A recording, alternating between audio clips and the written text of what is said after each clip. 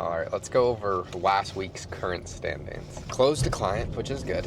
It's good mainly in the sense so we can get more reps in. He's a big guy in the tax space, and so we have a company where we do a lot of organic media for a lot of large business owners. This is a pretty large business owner that I think in a year's time, we will be the highest portion of his revenue, and it's not even close. So it's mainly a performance-based model. We closed a sponsor for one of my clients, potentially closed another sponsor for another 3 of my clients, and then actually potentially got another client on Friday. So there's a lot of business that is in the works right now, and honestly the past 2 days I almost haven't even opened up my laptop. I've done the mandatory work I've had to do, but this weekend we moved out. I was living in Arizona, and we moved all our shit, fucking packed.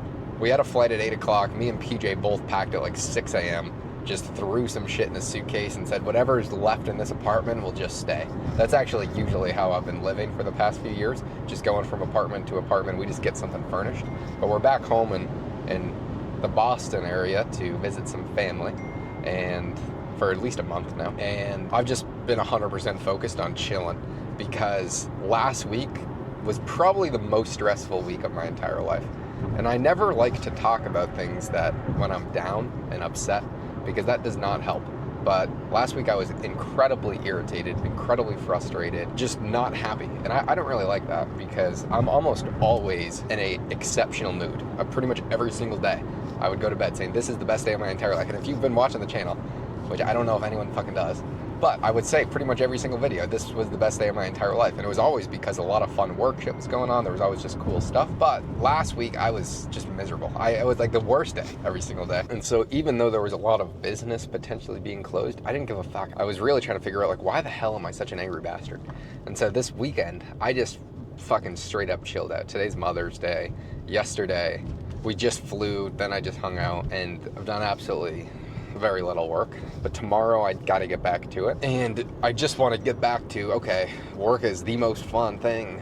Let's continue the progress and continue doing high leverage tasks that are going to make a huge difference, and have fun while we're doing it, because I don't want to become a slave to my business like I see a lot of people have done who make a lot more money than me that I'm really good friends with. They would say this openly in public, that they have created a bureaucratic type of business that they no longer enjoy. And if it's for an extra fucking like few $1,000,000, it doesn't actually like that's not really worth it.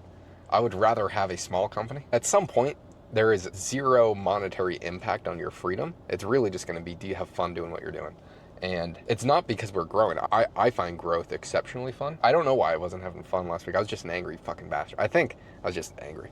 But we got that shit cleared up now. This weekend has just been very, very peaceful. And I think this next week, there's a high chance we'll sign the contracts for the client we 100% closed last week. I think I might even get a second contract signed for a second client. And there's actually a decent chance that we get 3 clients within the next like 2 weeks, like closed and actually start working on. The thing with my clients is it takes a long time for a client to get closed, but they're 100%, like we go into business for life. Every other client that I have, we just work together forever. I've never lost a client. It's really, once we get into bed together, we're staying together, because it's mainly a performance-based model. The fees that I have really just cover the cost to produce business. And then we just show the best results in the entire world for the lowest work for the clients humanly possible. So it's really just, we provide an exceptional service. So now with AI being a lot more efficient, building out the team a little bit further, I think it's going to be easier to start to onboard clients more frequently. So the goal is to actually going to be take on a lot more clients, especially with the way that AI is developing. I know that we'll always be able to improve efficiencies quickly. Therefore, I am very much so okay taking on substantial clients and being very stressed for a short duration of time, because I know it's just a matter of time until we can start to automate substantially more of what we're doing using AI. We can always just hire more people. We can train them up quicker because there's more of us to train them. But that's still honestly not the highest leverage thing that I can be doing. It's really the sponsorship front. But the sponsors are not leaving. It's just, I mean, if I'm going to get super nuanced here, it's more so economically timely, especially with the guys that I work with in the finance space, to lock in long-term contracts right now, because a lot of gold prices are at all-time highs. And so it's an excellent timing There's times when you want to top the market, let's say. And right now, it is exceptionally timely to lock in long-term contracts with very large gold companies for some of the finance channels that I work with, because they will pay a higher rate now because gold is at all-time highs and interest is at all-time highs. So they have more money to throw around. Whereas a lot of other sectors in the economy are doing bad right now, that would have a lot of secured income. And so let me just give you an example. The potential humongo deal that we are in the process of getting the contracts over to for a different company that wants to sponsor a lot of the clients that I have. They want to throw around unbelievable amounts of money. Unbelievable amounts of money. They're asking for a lot in return, which is why I was quasi-concerned if the deals are going to close or not, because the number one goal that we have is long-term reputation with every single one of my clients. That's their goal, and my goal is representing them for all the ways that we monetize them is by making sure we fulfill that. And so they want to start with one of my clients that I've never spoken about before. They want to start with a 3-month test trial of $40,000 per month for just a few videos per week on where this guy gives an ad read. And so, you know, when Joe Rogan comes on and says, hey, this video is sponsored by AG1, the number one supplement company in the world, whatever. It's the same thing, but for the finance space. It's the same thing, but for my clients, they're getting paid a substantially higher CPM, and all that means is cost per million views, which is how many views does this channel get? And the guy that I'm talking about, we're getting about 3 to 3.5 million views per month. And so we get a higher CPM because the audience that this guy has is super niche and super high net worth, and they're already interested in gold. So this gold company is a place where you can buy gold and silver from and then put it in your retirement account. So they have a high LTV, they have a high lifetime value of their customers. They just need trusted people to talk about the brand. And I know that most people watch it. Actually, I know that every single person watching this video would know some of the people that they already sponsor. It is some humongous names, not just in the finance space. I mean, much broader.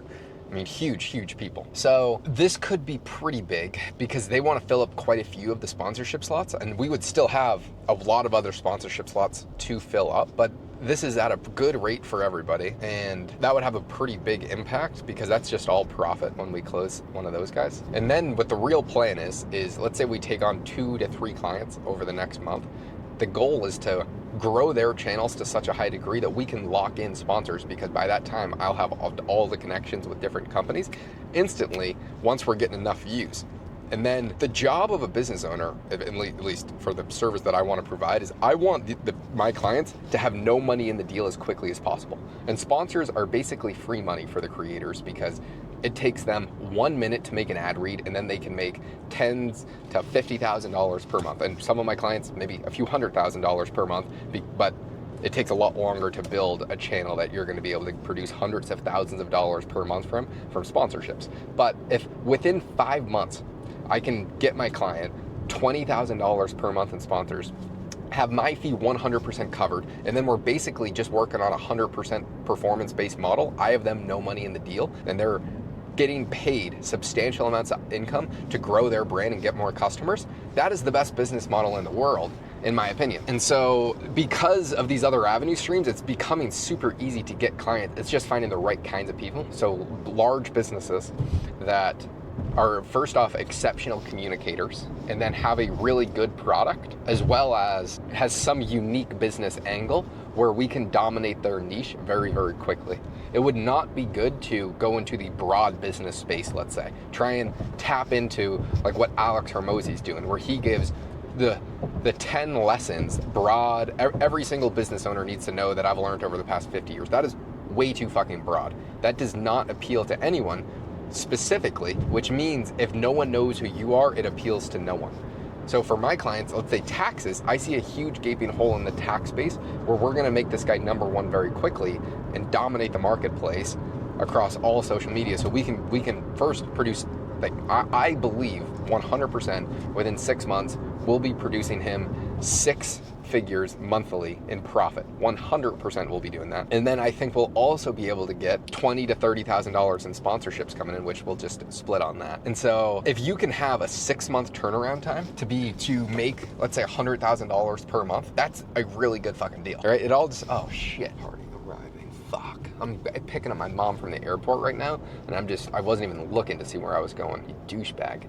And I'm also sorry for talking so shittily. I have to use my words carefully because there's some things that I just can't say because my clients, my reputation with my clients is amazing right now. I want it to stay that way, so I don't want to say any undisclosed information. But I also have to pick my mother up from the airport, which, stupid fucking cunt, I think that I already fucked up. Actually, maybe not. Maybe not. So she was going to visit my sister in Chicago for Mother's Day. She didn't know I was coming home. She probably would have stayed here with me, but I guess it is Mother's Day. So the plan is we'll go to Whole Foods, grab some healthy food. Like I'm gonna get either some ribeyes or some 99% lean ground beef or 99% lean ground chicken. Dude. Oh, here we go. Money. We got the money spot here. I actually have to call my mom. So anyway, weekend review for business, the least fun I've ever had, but the biggest moves that we're making. And so I don't really care if I have too much fun if we move with this much size, I guess. Because there's a lot of deals in the making right now. If we even just close a small percentage of them, that's gonna be catastrophic.